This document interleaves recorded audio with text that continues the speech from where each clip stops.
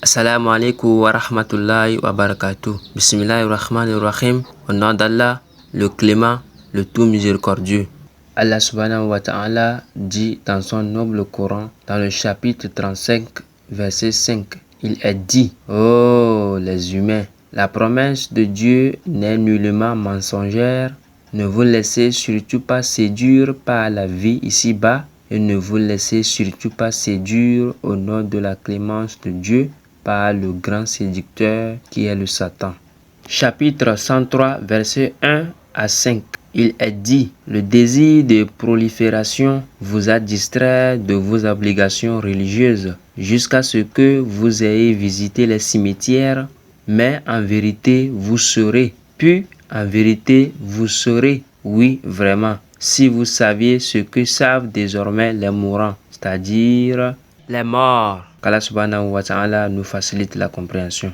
Pour ce qui est des hadiths, selon Anas qu'Allah l'agrée, le messager de Dieu sallallahu alayhi wa sallam a dit: 3 choses accompagnent le mort jusqu'à sa tombe. 1.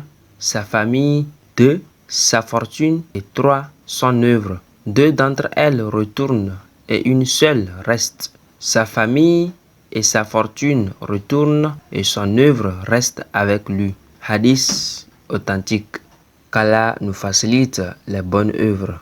Selon Abu Huraira qu'Allah l'agrée, le messager de Dieu sallallahu alayhi wa sallam a dit: regardez ceux qui sont plus bas que vous et ne regardez pas ceux qui sont plus hauts. Cela est plus à même de vous éviter de sous-estimer le bienfait de Dieu à votre égard. Hadith authentique. Selon Abu Huraira qu'Allah l'agrée, le messager de Dieu sallallahu alayhi wa sallam a dit: ce monde est la prison du croyant et le paradis du mécréant. Hadith rapporté par Muslim.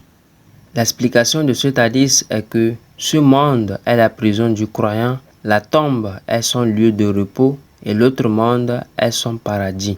Le croyant est en effet convaincu que ce bas monde est éphémère et que son bien, de même que son mal, ne sont rien devant les délices du paradis et les tourments terribles de l'enfer. Par contre, ce monde est le paradis du mécréant, la tombe est sa prison et l'autre monde est son enfer. Le mécréant ne pense qu'à jouir des biens de ce monde qu'il recherche par tous les moyens. Qu'Allah nous guide sur sa bonne voie.